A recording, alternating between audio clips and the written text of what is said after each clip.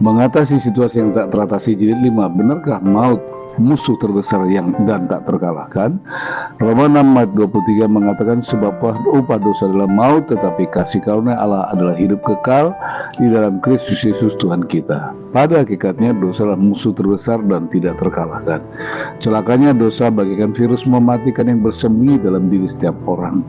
Dosa membunuh kita di dalam diri kita, dan ini adalah masalah yang paling serius. Secara aktif, dosa memperdaya kita dengan cara merangsang kita untuk memburu berbagai kenikmatan duniawi sampai kita lupa diri, yang padanya membuat kita melupakan Tuhan, Sang Pencipta dan sumber kehidupan yang sejati dan kekal. Ketika dosa berhasil menjadi Tuhan, maka kita pun akan ditindas dan diperbudak tanpa dapat melawan. 3 pokok renungan. Yang pertama, maut mengintai di balik dualisme kebaikan dan kejahatan.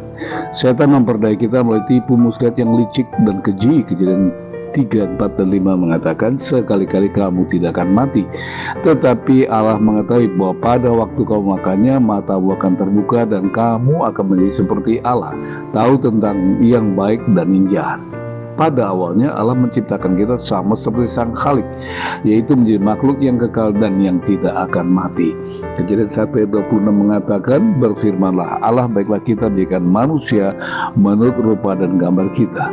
Ketika setan datang dengan menawarkan dualisme yang baik dan yang jahat, dusta itu diterima dan akibatnya adalah kematian kekal sebagai ganti hidup yang kekal. Kejadian 2:17, pada hari engkau makannya pastilah engkau mati.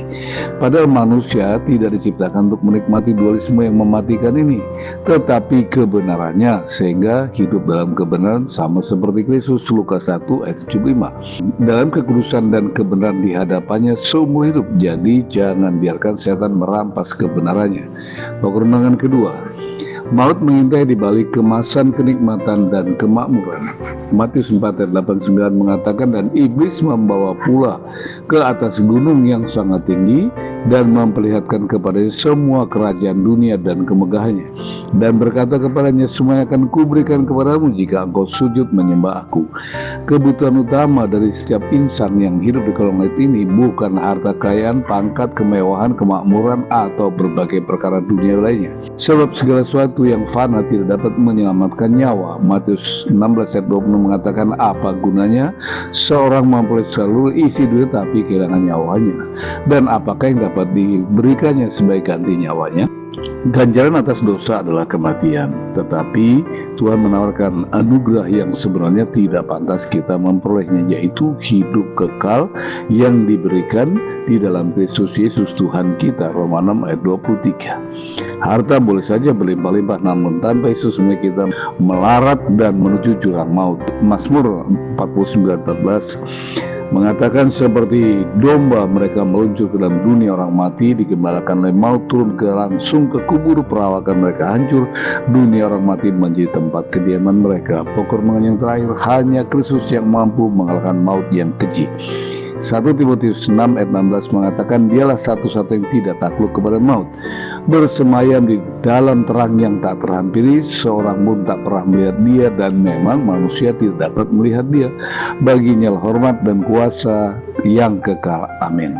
Kematian adalah musuh dan realita yang paling menakutkan bagi siapapun. Akibat dosa, semua orang pasti akan mati. Percayalah kepada Yesus agar selamat dari maut.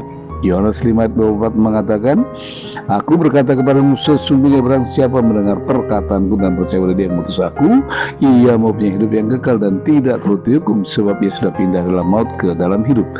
Dengan cara apapun kita tidak bisa menyelamatkan diri kita dari maut, tetapi lewat kematian Yesus di kayu salib, semua dosa pelanggaran kita ditebus. Efesus 1:7, sebab di dalam dia dan oleh darahnya kita beroleh penebusan, yaitu pengampunan dosa menurut kekayaan kasih karunia. Karena itu kita diselamatkan bukan dari hasil usaha kita, tetapi oleh kasih karunia Allah.